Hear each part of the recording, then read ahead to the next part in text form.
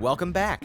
You're watching HFO-TV, co-sponsored by AMF Capital, the Baljanik Law Firm, the Butler Exchange Group, and the construction firm J.R. Johnson. Hi, welcome back to HFO-TV. I'm Greg Frick, partner here at HFO Investment Real Estate. And today we've got Trent Baeckl, a shareholder at Perkins Company, one of the larger CPA firms here in the Northwest. Thank you for coming. Thank you. I know we've had various people from your firm before, and today we want to kind of get a little update. We've talked about opportunity zones. Last year when they came in and kind of how they were progressing. I know some changes have been made or some more clarification. I was kind of hoping we could give our audience an update of kind of what's happened since they've kind of been rolled out. So December 19th, so a nice early Christmas present. Right. We got dropped with a little over 500 pages of final regulations, including some explanation, and so it was really a nice blueprint for the most part. They did a good job. So better clarification than what, gotcha, okay. Correct, yeah, Okay. and so it helped focus things or clarify things both on the investor side and on the developer side, I believe. Okay. Some of the major changes on the investor side, there was clarification regarding 1231 gains. Okay. So as a reminder, the program, the benefits of the program is to invest capital gains into opportunity zone funds, Right. which include things that are taxed as capital gains, which are 1231 gains. Right. So you sell your rental property, whether you own it directly or inside of a partnership. The proposed rules that we had throughout in almost the entirety of calendar 2019 said that we needed to net them and we needed to wait until the end of the year to invest them. Oh, okay. They changed that, and so no longer need to net them. So if you have some losses, you can still use those losses and just invest the gain. Oh, good, okay. Which is a So that's welcome again a change. clarification. So Yep. for 19, the first part of 19, you guys were, Okay. They had a second set of proposed regulations come out in May of 2019. right, I remember that, okay. And that was where they said, no, you have to net the 1231. You can't invest them until the end of the year because you won't know what your net Is until the end. until the end of the Gotcha. year. So they clarified that and Okay. said no netting, and you can invest when you have the gain event. So Got you it. don't have to wait until the end of the year. So Got that was a very welcome change. Okay. Another welcome change was if they do come to you from a pass-through entity, either an S corporation or a partnership LLC, we've got 3 potential 180-day windows. Right. So if you remember, from the start, we have 180 days to invest our capital Kind of gains. similar to the 1031 exchange. It is one of the similarities Right, in terms right. of the time frame. Definitely some differences there where we can use any cash. It doesn't have to be set aside. Right. This is the gain only, but the 180 days. Same time frame. Same time frame. Okay. Yeah, and so now if we're getting it allocated to us on a Schedule K1, we've got 3 potential 180-day windows. So the default is that whatever the end of the year is for that entity. So generally going to be December 31st. Right. So you've got 180 days weird there. Fiscal calendar. Okay. Yeah, which is. So it's 180 days from the year end of the. Got it. Okay. But there's 2 alternative windows that you can use. You can either go backwards to when they sold that asset. Oh, okay. So assuming that the partnership itself or the LLC doesn't make the direct investment into a fund, which they can do, but we're seeing mostly that they're passing it out and letting the investors make that So decision. doing the sale or doing the distribution, and the investors can go their own. Correct. Got it. Okay. Correct. So Which is a huge benefit. I mean, that's Huge benefit, A yeah. huge difference than what we've seen in 1031s, where the Absolutely. partnership has to stay together. Exactly. Okay. Exactly, and it's also one of the reasons why we're not seeing partnerships do it, is because then it just gives more flexibility to what the investors want to do. Gotcha. They're not married to each other like Got they it. are in the 1031 world. Okay. But if you do have that, the sale of the building, so let's say we sell the building in May, Right. we can start with that date if the partnership doesn't Stay together. invest. Yes. Gotcha. Yep. Okay. So we can use the earlier date. We also have a third 180-day window that we've got, which is the due date of that return. So for partnerships, Got it. March 15th. Right. So you can start If your you're on a calendar 180 year. On a calendar Right, year, okay. yes. You can start your 180-day in March. So you could So theoretically. you've got a little flexibility there then, if So yeah, timing. So if you're getting a gain from a partnership that sold its property in say July, you essentially have from July all the way through to September 15th of the next year, Right. in order to get Because you're your going 180 investment in. off that March date. Yeah, because you could do it off of Wow, okay. either of the dates, and so that was very taxpayer favorable, and we were hoping that they were going to loosen that up just to give a little bit additional flexibility Okay. for investors. So that was a very welcome. So in the beginning, when this was going through before that, so you guys were going off to kind of the old guidelines and hoping, got it. Yeah. Wow, okay. Yeah, so there was a number of people that we were working with that were planning on making their investment on December 31st, 2019. Right. So that they could take advantage of the 15% gain exclusion for having the 7-year hold. So, Right. as part of the changes, we were hopeful that we were going to get an extension of that benefit of the provision. We didn't. We didn't, okay. So essentially, if you didn't get your gain invested by the end of 2019, that first benefit is gone. Okay. And so now we have through the end of 2021 to get the 10%. So it's gain through the exclusion end of benefit. 2021, you have to have the investment in to get the 10%. So the 15%, okay. Yeah, the 15% is off the table at this point. Got it, So okay. We still have a little under 2 years for our gains to qualify for the 10% gain Gotcha. exclusion. And you've got more clarification, kind of the workings and the timing, which, Yeah. I don't know, in our world, we've seen some groups take advantage of it. A lot of it's, we've had existing groups still just do the traditional 1031. Yeah. It seems almost like it's almost new money, different kind of capital gains, looking at alternative investments in real estate. Maybe with this clarification of the timing thing, you'll see more of that now. Maybe looking at this as an avenue. Yeah, and I think also because I think we're going to start to see more developers starting funds. So we also got some clarification on the developer side in terms of qualifying. Because that was a big issue. That was kind of a gray and a lot of. We had a number of unanswered questions. There's still a little bit of gray area, but we got a number of questions answered, specifically in terms of there's some safe harbors around qualifying and non-qualifying assets, especially as it relates to the cash invested. Okay. Because as a reminder, on the developer side, for the investor to be investing in a qualifying fund, for real estate projects, we've got 2 different avenues. We've got a substantial improvement project, or you can do a ground-up construction. Right. Yeah, exactly. And so we have clarification on the substantial improvements. We've got a 31-month window. Okay. In order to complete that project and have more than the basis spent on improvements. So it's 31 months now. Yep. And so that was, that rule didn't really change, but we did get clarification there that, you have to allocate your land building basis at the time of purchase, spend at least that much in basis, and get the money spent and in service within that time frame. Okay. And then all during that time frame, any cash that you're sitting on to do those improvements is a qualifying asset for the testing. Oh, it is. Okay, so that's good. Okay. Yeah. And then for the ground up, and if you are delayed for any reasons dealing with permitting, dealing with governmental agencies on things, it stops the clock. Oh, really? Which I know, here in the city of Portland, that can be the case, and definitely other metropolitan areas, that was a big concern. So things kind of out of your control, so to speak, it stops the clock. Oh, that's good. Yeah, that was good. Okay. So that is it was nice to get clarification there as well. On ground up construction, if it's structured correctly, we could have actually almost up to a 62, or you could have up to a 62-month window. Wow. So far, okay. And so it gives you additional time to do that. Does that need to be structured ahead of time? It does. It does, okay. It does. It's not necessarily an automatic 62 months. You'd need to make sure that you have your written plan in place properly, plan for your cash flow and your budget properly, but it does give us that flexibility to go beyond the initial 31 month that we were anticipating before this. So with that clarification now, you think you'll see more developers now, because there was some risk involved in terms of, as a developer, having investors' money come in with this, the opportunity fund.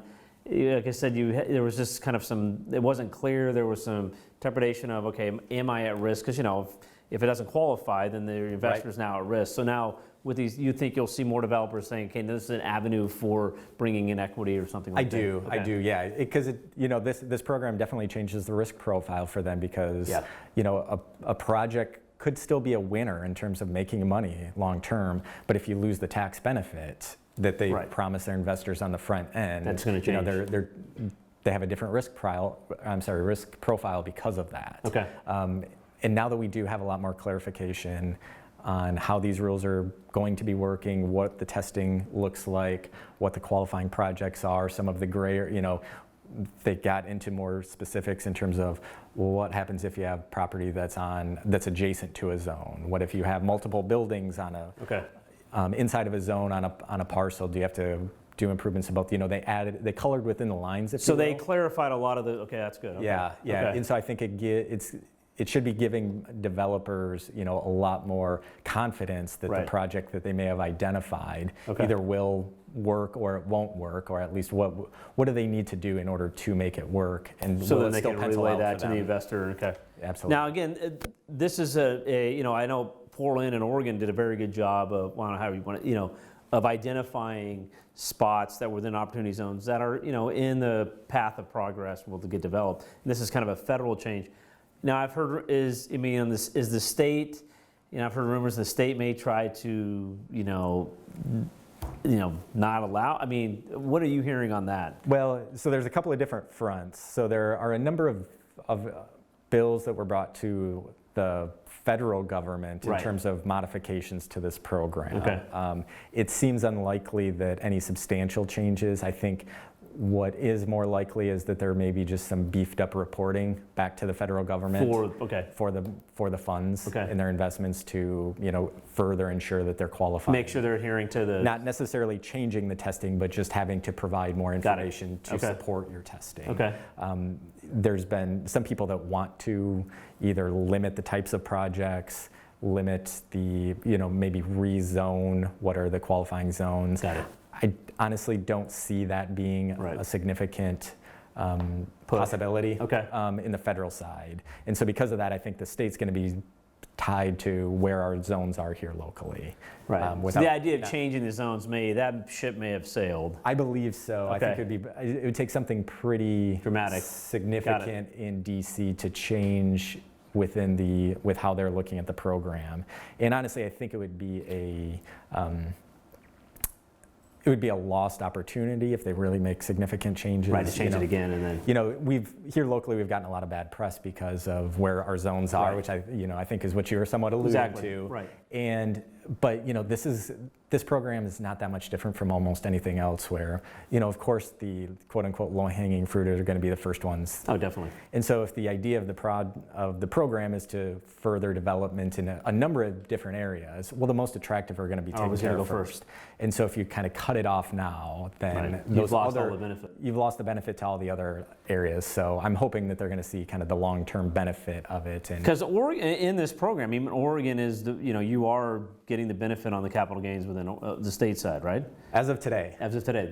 There's a possibility as of at least tomorrow as we tape, so on Thursday, February 27th. Right. There's a House Bill 4010 in Salem that would alter it on the state side. Just the state side. So so you still get the federal benefit. Still get the federal benefit. And what the House bill that's written is it would limit the gain exclusion on the 10-year hold to be 50%. Got it. So you'd still get some benefit, but you wouldn't get the full benefit that we have on the federal side, which again, if you hold it for 10 years, that appreciation's tax-free. Right.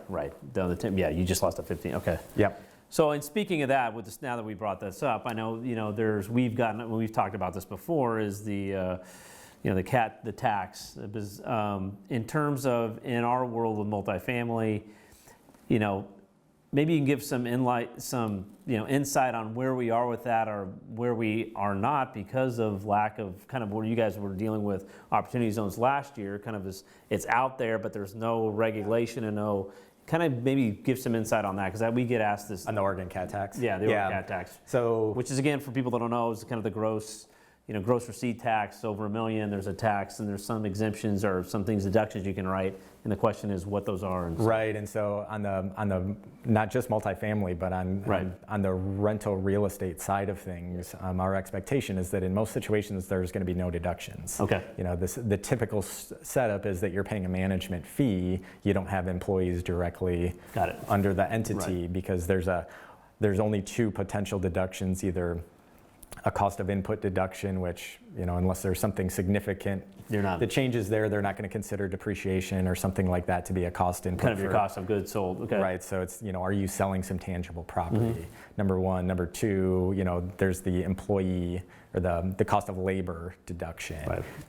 Most rental real estate entities don't have employees, and so direct employees, and so we're anticipating, that there's going to be a zero deduction for those. Okay. Where we're really waiting for a little bit more guidance from the state is on the unitary group Right, when you're issue. right. Because Are you grouping things together? Okay. correct, because as of right now, the language is very broad and it's a little unclear. Okay. In terms of what they consider a unitary group and a unitary business. They talk about it in terms of a group of persons, an unnumbered group of persons that directly or indirectly own more than 50% of businesses may be considered a unitary group. Got it. And to be a unitary business, if there's some type of sharing of, there's a number of different areas, and it's a very, very broad. There's similar concepts in the Internal Revenue Code. But this is a much broader stroke, This right? is a broader stroke than that, and we don't know if that's really what the intent is. And so what we're fearful of is that it may pull more non-related groups into this unitary concept. Gotcha. Okay. And where that becomes important is the mechanics of the calculation is you have your Oregon gross receipts minus your deductions, which may be zero. Which may be very and then limited. you pay that 0.57% on the amount over $1 million. So you essentially get $1 million deduction. Right. So now if you're pulling a number together, you're losing, the $1 million, and a lot of times you're pulling in, if you have a lot of smaller apartments, say, maybe they're getting 200,000, maybe this one's getting 500,000, this one's getting 800,000. Now all of a sudden, You pull them all on in. each of them on their own would be under the reporting Right. and wouldn't pay any tax. You pull them all together, now they're going to have to pay something. So just for people that don't, is this like regular, or clarification come within the next 6 months? It kind of puts you guys in a tough position in terms of estate planning as to what the expectation is going to be for 2020. So they've been rolling out some proposed regulations since the beginning of January. Okay. And they're continuing to. They actually released a batch within the last couple of days regarding the cost of labor input. So they're working on it. They're working on it. Okay. At their own pace. Their plan is to have all of the proposed guidance out by the end of March. Okay. With final guidance after feedback shortly after. So the first estimated payment for anyone that owes isn't until the end of April. Right. So hopefully we have a much better picture sometime in April. As to how the lay of the land's going to be. Exactly. Right. And again, for people, feel free to reach out. As we've said, we've been trying to get this, but everybody's kind of waiting and holding to see when the state comes through. But as soon as it does come, we'll be sure to get that out to owners, and so they can get an idea of how it's going to be laid out and what they need to do. Yeah, unfortunately, a lot of conversations with my clients, I've been talking about it as a worst case scenario, and hopefully the answer ends up being a little bit better, but things haven't been going along that path of getting better. But we know that they've received a lot of feedback. Well, that's good. Now whether they take it or not. Whether they take it or not, or how much of it they take remains to be seen. Okay. And then back to the opportunity zones, is that if we've got a project or looking at, I'm assuming they probably, because the qualification, the reporting and the qualification, something that they get, their CPA, you guys involved with early to make sure they're taking the steps to qualify. Is that kind of the route to go? Yeah, absolutely. I think we, in general, we get the best results when we're brought in ahead of time in terms of planning, structuring. Making sure it's done, Yeah, and especially for real estate projects where the predominant structure is partnerships or LLCs, and there's a lot of benefits in the tax code regarding not only rental property but also partnerships. There's a lot of flexibility, and so bringing the CPA in on the front end to make sure the economics match what the result's going to be on the tax side is beneficial. Here, it's that multiplied by a factor of 100 probably, because that tax benefit is so powerful and is so important that you really want to make sure you're doing it right. That you're dotting your I's and crossing your T's. We talked a little bit earlier about 1031 exchanges. There's some similarities, there's a lot of differences. 1031 exchanges are very dot your I's, cross your T's. Yes. You mess up that one piece of paperwork and you lose the benefit completely. Right. There is some straightforward though. It's pretty straightforward. It is straightforward. But you've got to hit those time frames. You've got to hit those. You've got to have everything documented, and the accommodator. You've got all the check marks to hit. Here, it's not as structured. the money's the investors. They don't have to trace it from that sale of the property. They don't have to trace it from the sale of that Nike stock. It's just you have a capital gain. You have to get it invested within this window. But now on the fund side, they have a significant responsibility. They've got to report. Yes, exactly.